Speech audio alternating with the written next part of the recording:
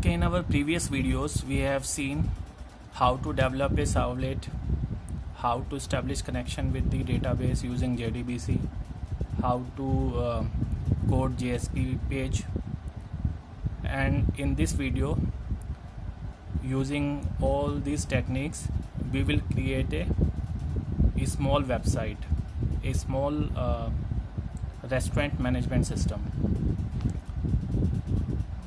That restaurant management system will contains a home page, a registration page, a login page, a welcome page. So let us see all the pages one by one. So this is the home page of our restaurant management system, whose name is QuickBite.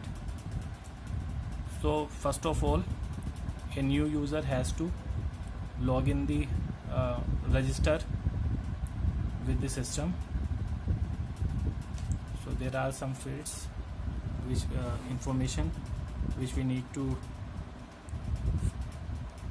fill in order to register with the our restaurant management system. Username, suppose our username is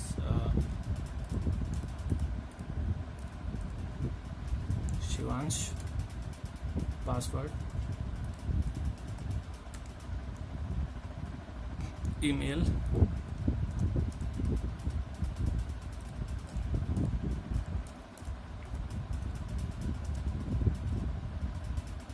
and address.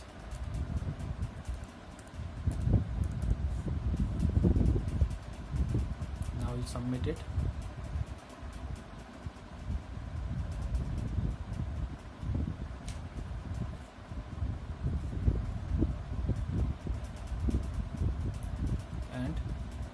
We have successfully registered with the system. Now login. Our username was Shivansh and password. Now submit. So this is the our home welcome page.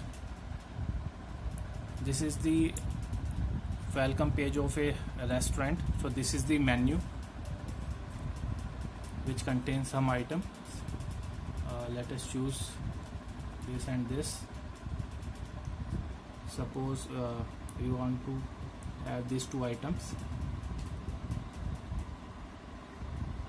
Submit, and this will calculate your bill. So this is basically restaurant management system which will calculate your bill, automatically calculates your bill. So now let us discuss each page one by one. Okay, there is one more thing. Suppose this is our login page. We have registered with we already have username and password, Shivansh, and now submit. Incorrect username or password. Let us try again. Shivansh.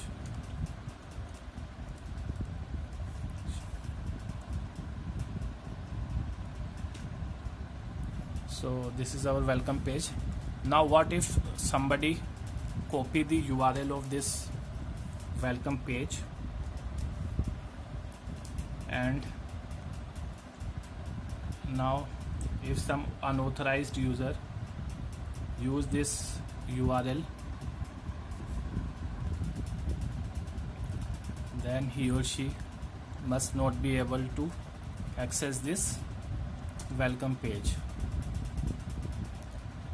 So we can do that by using the session. So you can see if somebody, if some unauthorized user try to access the welcome page using the URL of welcome page, then our system is showing one error message, or that you need to log in first, and redirecting the user to the login page. So now we'll see see all the pages in detail. So this is our index.html page. So in index.html page, we have simply created a form. First we set the background color to cyan, then simple normal message, welcome message, and a simple form which contains username, which contains two text fields, username and password, and a submit button. When we submit this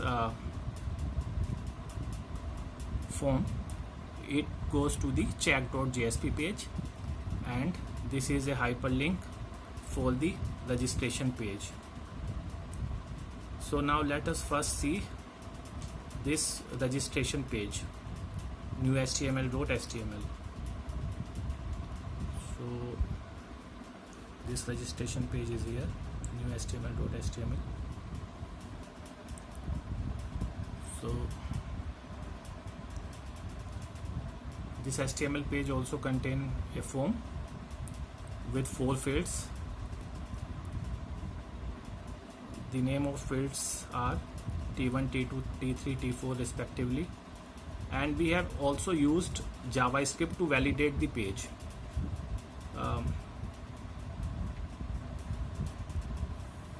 Please see my video how to validate a form using JavaScript. When we try to submit the form, it generates the own submit event, and that event invokes the validate function which returns true or false. If this validate function returns true, the form will be submitted, otherwise it will not be submitted. So if you want to go into the detail of validation, how can we validate the form using the JavaScript, you can see my video on JavaScript. So here I will not go into that detail. Now let us come back to our index.html. So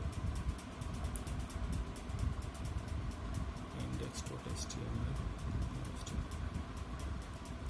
Now this form, when we submit the form, it will go to register.jsp. Now let us first see register.jsp.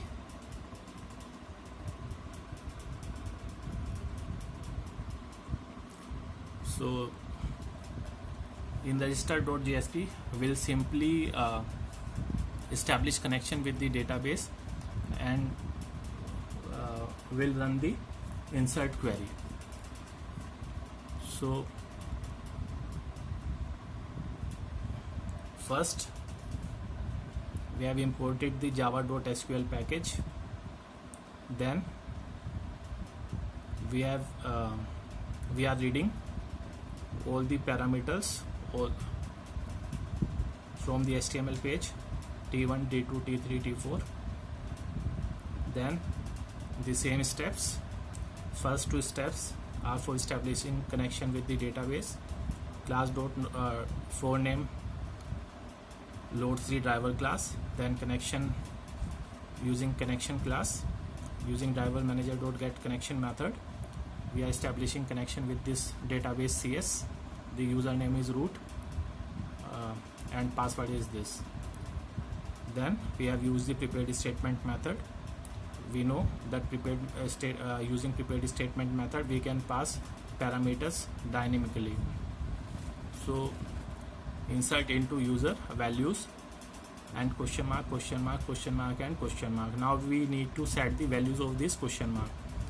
So first question mark is a string all the fields are string actually. So in first question mark, username will come, second question mark, password, then email and address, and after that we have executed the query. This will return the number of rows affected by the query. So if the value of I is greater than 0, it will print your data is inserted successfully.